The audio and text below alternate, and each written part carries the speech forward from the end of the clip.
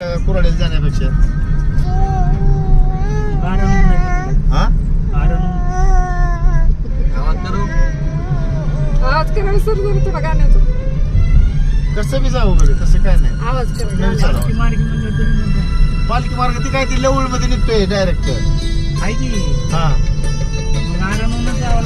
आरणला कशाला ते कुरमुदास खाली उतरायचं रस्त्यावरून ते कारखान्या बसणं हा कारखान्या बसणं